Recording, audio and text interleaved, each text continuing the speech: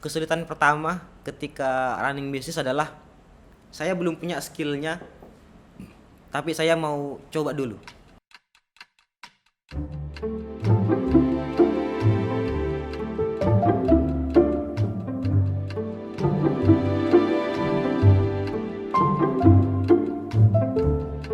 Hai guys, kembali lagi di KM Talk, podcastnya KM ITK. Oke, jadi di sini kembali lagi bersama saya Lili Aprilianti selaku moderator pada siang hari ini. Oke, sekarang kita ini udah kedatangan gue star yang nggak kalah seru di KM ITK. Mungkin teman-teman di sini udah pada kenal atau belum? Mungkin kita bisa kenalan dulu kali ya. Oke, mungkin langsung aja kita kenalan. Mungkin dipersilakan memperkenalkan diri. Oke, salam kenal semua. Pagi, siang, malam, nggak tahu siapa yang nonton dan kapan mau nonton. Jadi perkenalkan, saya Ahlul Dwi Saputra, biasa dipanggil Ahlul dari program studi Teknik Kimia angkatan 2020 Institut Teknologi Kalimantan.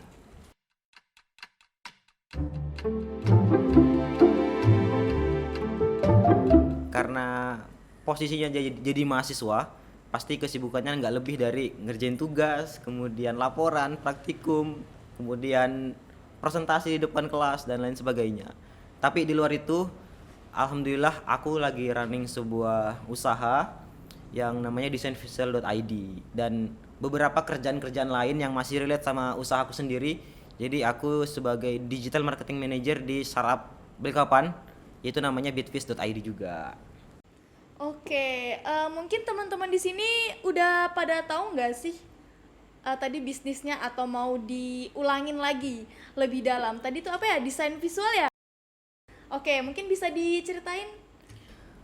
Jadi desain visual ini adalah bisa dibilang bisnis rintisan karena masih belum stabil dan lain sebagainya, dan bisa juga dibilang sebagai startup digital karena geraknya di bidang digital juga.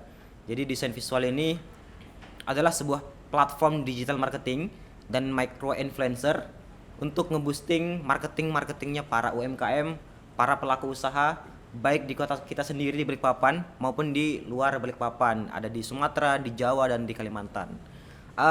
Kalau untuk yang satunya, saya sebenarnya bisa dibilang ditarik sama rekan bisnis.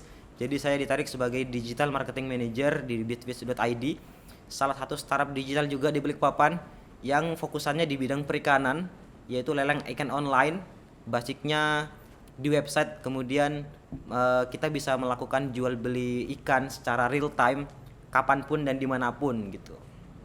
Lanjut. Oh gitu ya, mungkin gini nih, Ahlul ya, gini kan kita udah banyak nih ngelakuin pencapaian ya. Betul. Butuh support system gak sih? Kalau masalah support system, aku mau ngelurusin mindset teman-teman dulu yang ada di balik layar maupun Lili. Jadi kalau menurutku support system itu adalah faktor atau pribadi atau subjek yang membantu kita untuk mengakselerasi tujuan hidup kita gitu. Nah, kalau dari Mbak Lili, menurut Mbak Lili nih, apa sih itu support system? Menurut saya ya, kalau support system itu mungkin bisa orang yang ngedukung passion kita atau kedepannya cita-cita kita gitu. Kayak gitu aja sih kalau dari saya. Mungkin dari Ahlul bisa, mungkin ada yang lebih statementnya gitu atau gimana? Mungkin di spill mungkin ya. Boleh, Apa boleh, support boleh. sistemnya?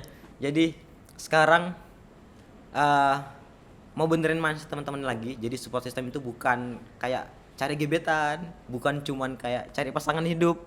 Jadi support system itu bisa dari hal-hal yang ada di sekitar kita, teman-teman baik kita, circle yang sehat, kemudian orang tua, keluarga, itu juga bisa jadi support system. Dan kalau dari aku sendiri, support system yang paling utama dan paling powerful ketika memberikan semangat adalah orang tua dan keluarga. Dan di samping itu, karena sibuk sana sini usaha dan lain sebagainya, kuliahnya gimana nih? Apakah bisa tetap stay dengan IP yang baik dan lain sebagainya? Dan alhamdulillah itu bisa di support system lagi sama teman-teman yang baik, teman-teman yang sehat, circle yang sehat, sehingga ketika ada ujian, ketika ada tugas-tugas, kita nggak keteteran karena ada teman yang baik tadi gitu. Wah gitu ya. Berarti menurut Ahlul support system tadi seperti itu teman-teman. Oke, mungkin gini ya. Sekarang kan Ahlul nih udah banyak pencapaian nih. Itu pencapaiannya dilakuin gimana ya? Karena kan kita nih jadi mahasiswa juga pasti sibuk ya dengan mata kuliah. Mungkin agak terberat atau gimana ya, keberatan gitu nggak sih? Oke, mungkin aku jelasin dulu pencapaian yang ada di desain visual itu apa aja. Jadi karena basic kita adalah nanganin strategi marketing para pelaku usaha, baik yang ada di Balikpapan maupun di luar. Eh, Pencapaian kita sampai saat ini adalah kita bantu UMKM. Ada yang di UMKM Tangerang, ada yang di Palembang. Kemarin pernah sharing ke kita, sharing ke teman-teman desain visual. Setelah dipegang sama desain visual, alhamdulillah omset mereka naik. Kemudian followers di Instagram mereka naik dari yang awalnya 0 sampai jadi 10.000, dari yang awalnya 17.000 sampai sekarang itu sekitar 31.000. Kemudian ada yang penjualan produknya naik sampai 2.000 pieces closing di Shopee, ada 10.000 order yang closing selama menggunakan desain visual. Itu kita seneng banget gitu. Itu adalah pencapaian kita untuk membantu para UMKM di Indonesia gitu. Kalau di luar itu, kita juga sekarang lagi sibuknya funding, yaitu pendanaan karena dari pemerintah ini lagi gencar-gencarnya nih menyelenggarakan startup bootcamp dan lain sebagainya. Dan sekarang kita terlibat ikut andil di IWDM, yaitu Inovasi Digital Mahasiswa yang diselenggarakan oleh Kemendikbud. Nah, alhamdulillah desain visual juga turut andil di sana. Kita ikut pendanaan hibah dan lain sebagainya. Kita juga ikut di kegiatan-kegiatan lain seperti WMP Kemenpora dari Kementerian Pemuda dan Olahraga Republik Indonesia. Kita juga menerima pendanaan dari sana kayak gitu. Untuk mencapai itu mungkin hasil dari kerja keras, konsistensi dan lain sebagainya tuh kayak gitu. Oke, kayak gitu ya. Mungkin kita langsung gini aja ya. Gimana sih caranya menjadi mahasiswa yang keren dengan cara berwirausaha itu udah dijelasin tadi ya sama Ahlul. Atau ada yang lagi yang mau ditambahin? Oke, untuk jadi seorang mahasiswa yang keren dengan cara berwirausaha, menurutku adalah cara yang mudah sebenarnya jika kita tahu jalannya gitu. Jadi dari awal aku ngerintis usaha dimulai dari kecil-kecil banget, dari modal 0 rupiah, karena dulu diajakin sama rekan di salah satu organisasi. Nah, ini pentingnya organisasi teman-teman. Pentingnya organisasi itu kita memperkuat channel networking, dan ketika kita punya rekan yang kita bisa ajak partnership, maka kita bisa lanjutin ke ranah yang lebih serius, yaitu ranah bisnis. Nah, awalnya saya dikasih upah. Masih ingat ini upahnya seberapa? Jadi upah pertama kali yang saya dapat tuh 500.000. Jadi salah satu UMKM yang pertama kali saya handle bergerak di bidang IT, yaitu dompet digital, melayani kebutuhan digital seperti pulsa dan lain sebagainya. Nah, di situ saya mulai berada di ranah ini, yaitu digital marketing. Saya awalnya nggak punya laptop untuk ngerjain project tersebut, sampai ownernya sendiri yang meminjamkan laptop ke saya, sampai saya running, sampai saya konsisten menjalankan project tersebut, sampai saya bisa membeli laptop sendiri untuk bekerja. Kemudian sampai sekarang bisa menambah aset digital maupun aset fisik seperti handphone untuk tag video, gimbal, stabilizer, sampai ke kamera sendiri gitu. Dan itu pencapaian itu nggak semata-merta didapatkan dalam satu malam ya.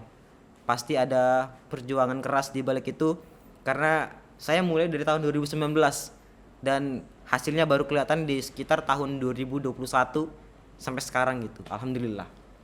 Oh gitu ya. Jadi cukup menarik ya teman-teman, pencapaiannya juga, dan semua itu pasti diiringi dengan usaha tentunya teman-teman. Gak mungkin kita langsung terjadi semalam plek udah punya semuanya ya, gitu ya.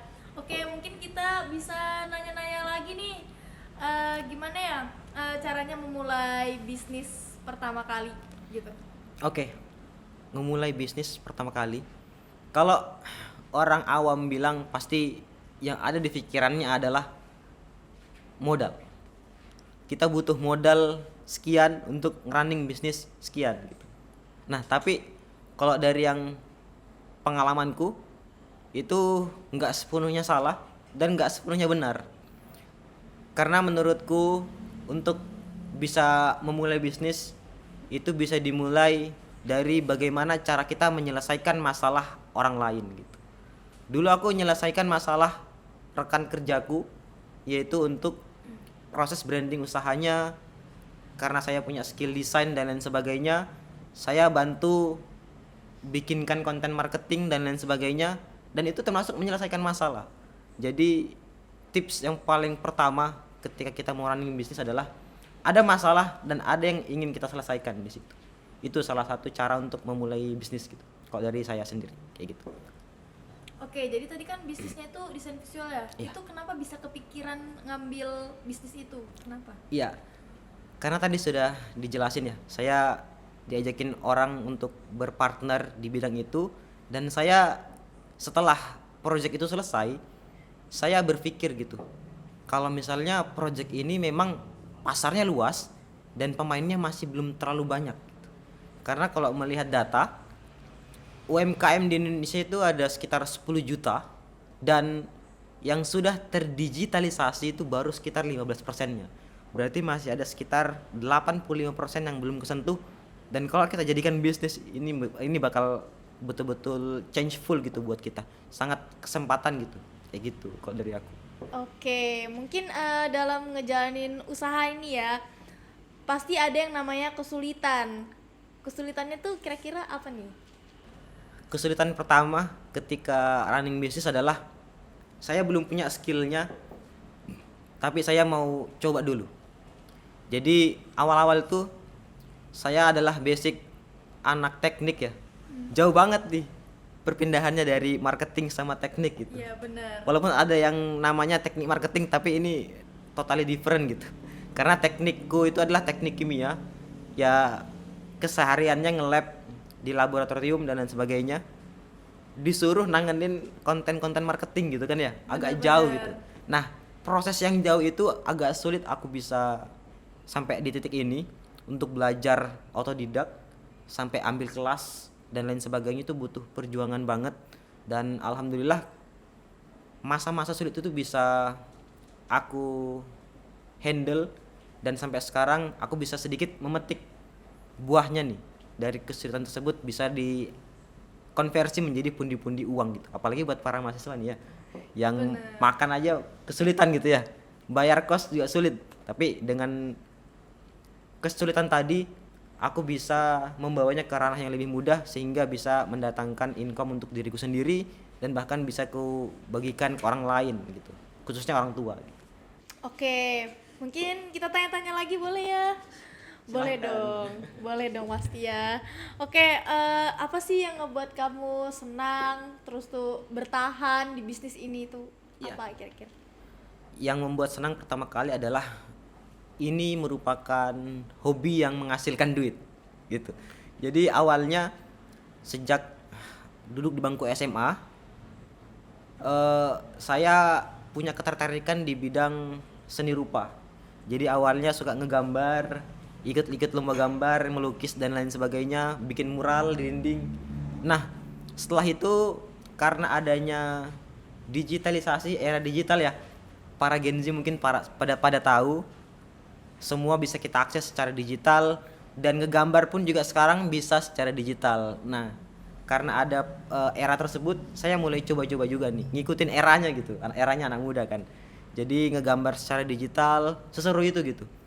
Ngegabungin warna, ngegabungin ide, ngegabungin font dengan font, ngegabungin tulisan dengan tulisan menjadi satu kesatuan, dan alhamdulillah itu hal yang menyenangkan gitu. Di luar ngitung-ngitung anak-anak teknik ya. Di luar kita berpikir kritis ala anak teknik, untuk ngisi waktu kosong itu biasanya dengan ngedesain dan lain sebagainya. Dan alhamdulillah ada orang yang memperhatikan karya-karya yang pernah aku buat. Jadi ketika hobi itu mampu terbayar, itu merupakan hal yang paling menyenangkan. Nah, faktor yang kedua yang membuat aku bertahan dan aku senang dengan usahaku saat ini adalah aku bisa memberikan sedikit bagian dari penghasilan atau incomeku untuk orang tua gitu. Karena aku berlatar belakang dari keluarga yang menengah ke bawah. Jadi sampai saat ini aku kuliah dengan biaya sendiri. Terkadang orang tua minta nih kadang. Karena orang tua kondisi ekonominya lagi kurang stabil. Jadi saya bisa sedikit ngasih income yang ku dapetin untuk mereka, itu hal yang menyenangkan gitu. Dan alhamdulillah nih, ini mungkin jalur langit ya, doa jalur langit, bisnisku itu bisa lebih berkembang karena sedekah yang kuberikan ke orang tua. Duit yang kusisihkan untuk orang tua itu sebenarnya adalah sarana investasi terbaik. Jadi bisnisku bisa berkembang sampai sekarang, dapetin pendanaan-pendanaan yang nilainya puluhan juta. Itu menurutku salah satu caranya adalah dengan kita sering sedekah, sering memberikan ke orang tua, itu adalah salah satu caranya gitu, kayak gitu. Itu yang membuatku senang. Oke, jadi untuk ini ya, kita harus rajin-rajin teman-teman, berbakti juga tentunya Ya, kepada betul. orang tua, Betul, kayak betul. gitu. Oke, mungkin ini pencapaiannya selama di desain visual ini apa ya? Eh, Atau prestasi dari Ahlul, akademik juga boleh. Oke. Jadi untuk di akademik, alhamdulillah walaupun nggak pinter-pinter amat, aku masih bisa mempertahankan nilai ya untuk tetap di jalur yang aman lah gitu. Jadi biasanya anak teknik itu diwanti-wanti sama dosen-dosennya untuk minimal IP-nya itu standar 3, dan alhamdulillah IP masih aman di atas 3 dan masih masuk lah di dalam 10 besar prodi gitu ya. Masih alhamdulillah bisa masuk di ranking 10 besar prodi gitu. Kalau masalah akademik mungkin hanya itu, dan mungkin hal-hal lain yang bisa ku spill ke teman-teman pencapaian di akademik adalah ikut-ikut lomba-lomba keilmiahan juga. Jadi di luar bisnis ada juga lomba-lomba keilmiahan yang ku ikutin, seperti PKM, kemudian karya tulis dan lain sebagainya kayak gitu. Kalau prestasi yang di bidang bisnis lainnya, kemarin juga sempat dapetin juara 2 di lomba business plan competition dia yang diselenggarakan oleh satu universitas di Indonesia. Alhamdulillah dapat predikat juara 2 gitu. Dan prestasi lainnya mungkin ya sampai sekarang bisnisnya masih tetap running, itu salah satu prestasi ya yang masih bisa dibanggakan gitu dari aku kayak gitu. Oke, mungkin dari Ahlul ini bisa ngebagi nggak tipsnya biar bisa memulai wirausaha gitu, ya nggak sih teman-teman? Hmm, untuk mulai ada satu tips dari aku adalah perbanyak networking. Kemudian setelah tips yang tadi didapetin, kita bisa belajar ya. Satu hal yang harus teman-teman pegang adalah jangan pernah lelah untuk belajar gitu. Ada banyak skill yang bisa kita pelajarin, nggak mesti skill yang ada di kampus. Kita bisa explore hal-hal lain, kita ngambil-ngambil kelas online, kita ikut seminar, kita ikut bootcamp dan lain sebagainya. Itu adalah salah satu sarana untuk bisa nambah skill kita. Karena untuk running sebuah usaha itu ada beberapa skill yang sebenarnya nggak bisa kita dapatkan hanya di kampus, seperti managerial skill, kemudian human skill, yaitu untuk berinteraksi dengan orang lain. Teknik ini interaksinya kalau nggak sama besi, sama komputer, ya kalau nggak sama bahan-bahan kimia gitu. Nah, kita sedikit betul untuk berinteraksi sama orang gitu. Bagaimana bisa berkolaborasi dengan orang lain, itu adalah salah satu skill yang harus kita pelajari juga gitu. Karena untuk memulai bisnis itu pasti nggak bisa sendiri kan ya. Bener. Butuh orang lain. Jadi untuk bisa collab sama orang lain dengan baik, kita harus pelajari sistemnya gimana, caranya gimana, skillnya gimana, kayak gitu.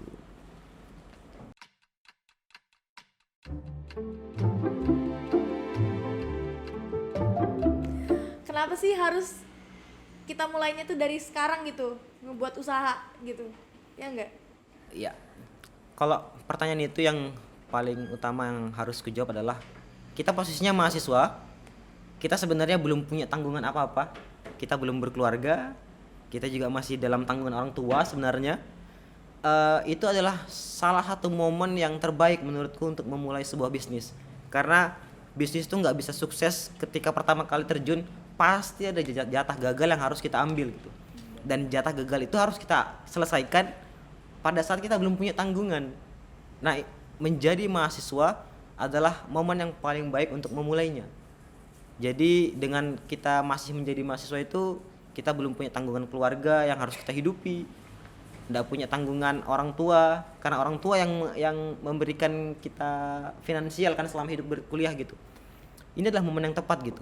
Ada juga beberapa program-program dari pemerintah, dari perusahaan, dari industri yang mendukung proses berkembangnya mahasiswa untuk menjadi mahasiswa yang berwirausaha gitu. Itu adalah momen yang terbaik saat ini dan harus teman-teman manfaatkan. Karena kita menjadi mahasiswa nggak 2 kali, momen ini nggak bisa terulang, dan aku harap teman-teman yang ada di luar sana bisa lebih aware dan momen ini dimanfaatkan dengan baik, karena momen ini nggak terjadi 2 kali gitu. Oke, gitu ya teman-teman. Jadi kita memang harus memulai usaha itu dari sekarang, kalau bisa sejak dini gitu ya. Udah mulai ngebuka nih. Kita ini punya keahlian apa gitu, benar nggak sih? Kayak hobi kita mungkin bisa dimulai dari hobi, karena dari hobi itu biasanya karena daya tarikan kita ya yang lebih mendominasi, kayak pengen maju gitu, benar nggak sih? Terima kasih buat yang sudah nonton sampai selesai. Semoga bincang-bincang kita kali ini bisa menginspirasi teman-teman semua untuk mencapai cita-citanya. Itu dulu sesi podcast kita kali ini. Sampai jumpa di KM Talk selanjutnya. See you.